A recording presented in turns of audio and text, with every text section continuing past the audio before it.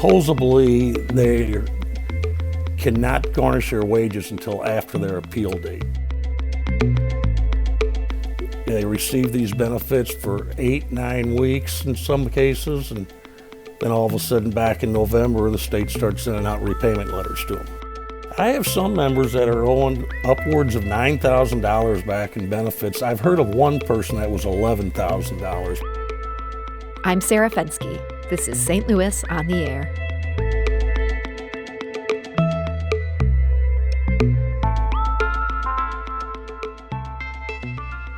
Last spring, COVID-19 shut down schools across Missouri, and the state encouraged school bus drivers and monitors to apply for unemployment. Many of them did, including hundreds of members of Teamsters Local 610.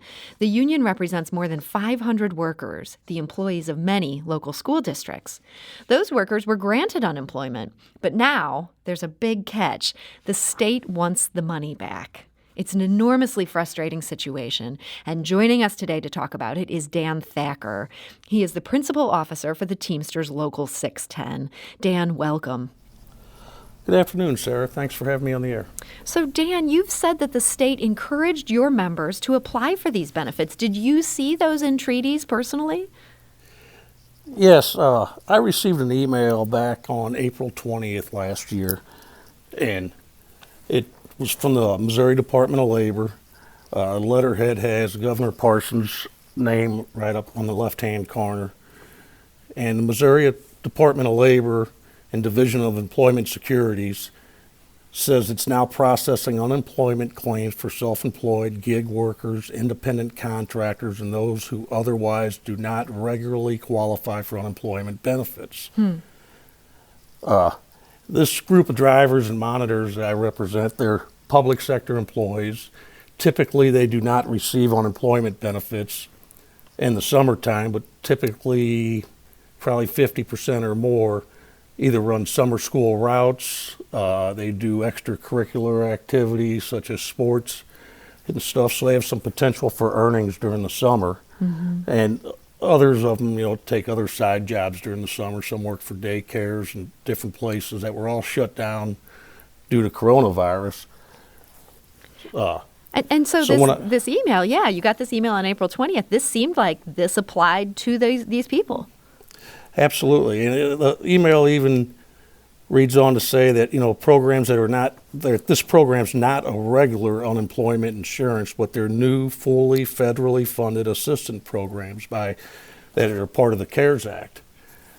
And they urged individuals to apply for unemployment. And the anticipation was they would apply for unemployment. It stated they should apply through the regular unemployment claims office, and they would probably be found ineligible, and within a week or so someone would contact them and they would be eligible for the pandemic unemployment insurance. Okay. So did you share then that suggestion of here's how to proceed? Did you share that with your members? Absolutely, I did. I would have felt like I was neglecting them if I did not pass it along. I never dreamed once I passed along this information that the state would approve their benefits and then later on want the benefits back from them. The state of Missouri has over 11,300 people that they're claiming to have overpaid for unemployment benefits during this time. That is so many people. It's $44 million they're requesting back from people. And supposedly we're second to only the state of Washington as far as overpayments. And these are people who, sort of piecing together what you saw in this letter, they were told to apply for this plan, and the state was then going to redirect them somewhere else. But instead of redirecting them, the state approved them. Is that, in retrospect, what we think happened here? Correct. And so this wasn't some error where they were attesting to something on this form or they did something wrong. They were told to apply to this program, and the state said, great, here's your money. Absolutely. And that's one thing I'd really like to stress. I mean, we're not dealing with fraudulent claims here to where, these people were getting paid through the district or, something like that, and then drawing unemployment at the same time. These were regular unemployment claims that were legit and approved. And They receive these benefits for 8, 9 weeks in some cases, and then all of a sudden back in November, the state starts sending out repayment letters to them. And how did you find out that your members were getting these repayment letters? I got lots of irate phone calls. That must have been a tough time right there. The phone starts ringing and people are not happy. Absolutely. And I'm sympathetic with them. I don't blame them for their frustrations. Naturally, they're a little frustrated because I passed along this information and urged them to apply for unemployment. But like I said, I would have felt like I was neglecting my duties if I hadn't passed the information along to them. And the state now wants this money back from the people you've talked to. How much money are we talking? I have some members that are owing upwards of $9,000 back in benefits. I've heard of one person that was $11,000, but I think the average is running right between around $8,000 and $9,000. And I've got to assume that for the most part, this is not just money people have sitting around or parked in a special account. Is that your understanding? Not. Absolutely not. These people, this pandemic money was set up, it was a federally funded program to assist people who were losing money due to coronavirus. And, I believe 100% that these bus drivers should have absolutely qualified for it. They lost their summer school routes. They lost income due to that. No one was hiring at the time. Back in April and May, there wasn't work to be found for anyone. And then they had no clear date on if or when they would return to school. Most of these employees did not find out that they would be returning to school until about 8 or 9 days prior to when school started. Mm-hmm. And even then, it was really unclear how many drivers and monitors would return to school. A lot of school districts started up just running K through second grade. And, everyone kind of had different startup dates and easing people into back into the system. So Now, with that said, the districts have been more than generous with the employees. I mean, the complaint's not with the district. Mm-hmm. The district did pay their employees when they were off until the end of the school year, which none of these people were applying for unemployment at that time when they were getting paid. Mm-hmm. And we did not find out until about a week prior to the normal start of school, but the district resumed paying the employees again when the normal school year would have started. And at that point, all these people stopped receiving benefits. People just didn't know during the summer whether things would start up again in the fall, whether they'd be getting paid again in the fall. There was so much uncertainty. It sounds like is a huge part of this.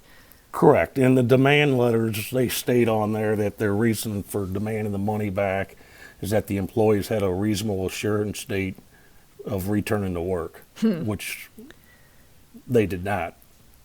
Now, we do want to mention our producer reached out to the Missouri Department of Labor. She first reached out on Friday asking for their side of all this. Didn't hear back. We tried again yesterday. We have not heard anything back. If we do, we'll include that in our web post about this conversation. We have, in the meantime, heard from a lot of people affected by this. There seem to be so many. As you mentioned, more than 11,000 in Missouri. Teresa is a local school monitor represented by your union, Dan, and she shared her experience this morning on our St. Louis on the Air Facebook page.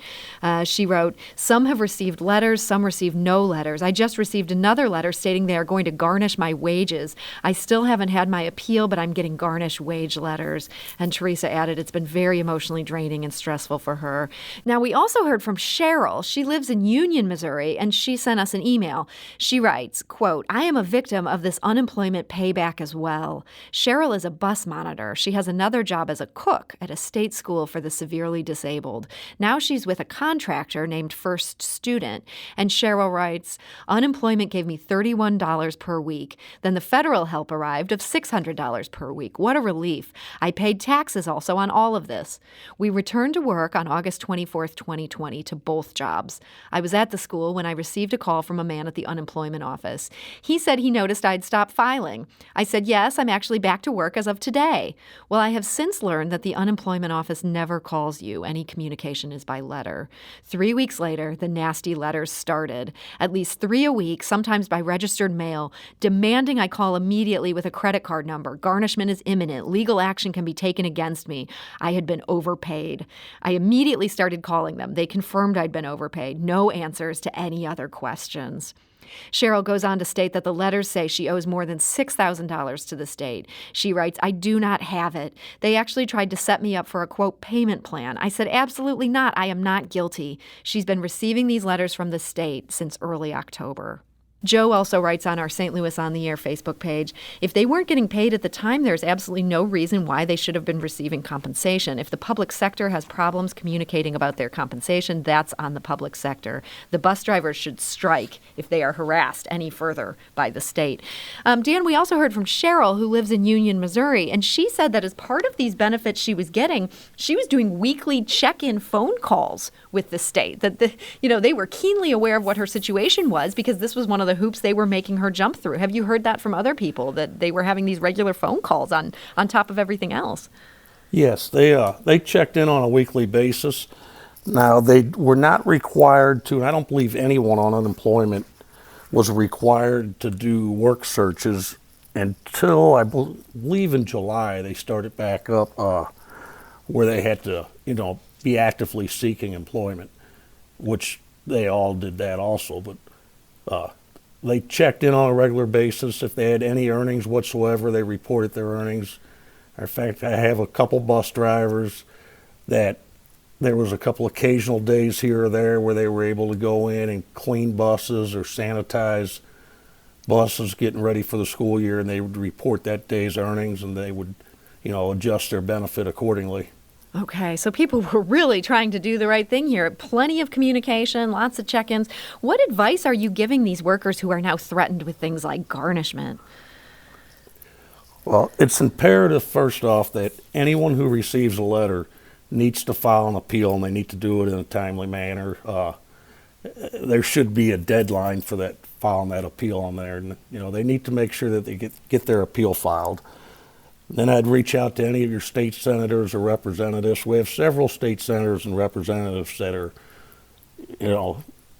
they're on board with us. They feel that, the state obviously made a mistake and these people should not have to repay this money. So I would, keep calling your representatives and senators. Make sure you file for your appeal. Supposedly, they cannot garnish their wages until after their appeal date. Okay, that's important to know. I haven't heard of anyone that has actually had any wages garnished. I know some people are concerned about filing tax returns, that they're going to take their tax returns from them, but from what I'm being told, they should not be able to do any of that prior to their appeal date. You are encouraging people to contact their representatives in Jefferson City. Do you have any hope of anything that's been proposed there that would solve this situation for your members?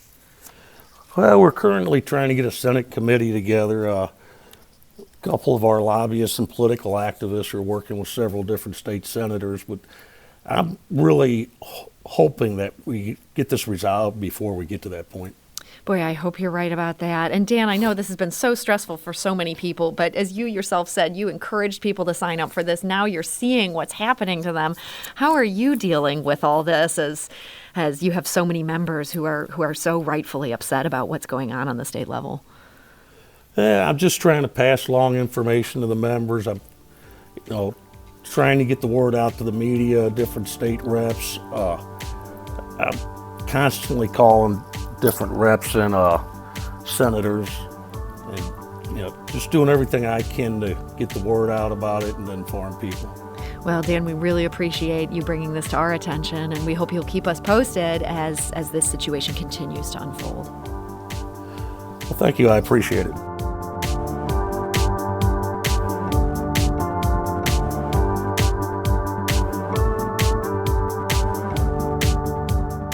Do you find yourself regularly listening to episodes of St. Louis on the Air? Suggest us to a friend you think might enjoy our conversations.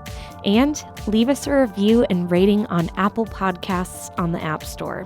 It's the simplest way to help people discover our show. Thanks.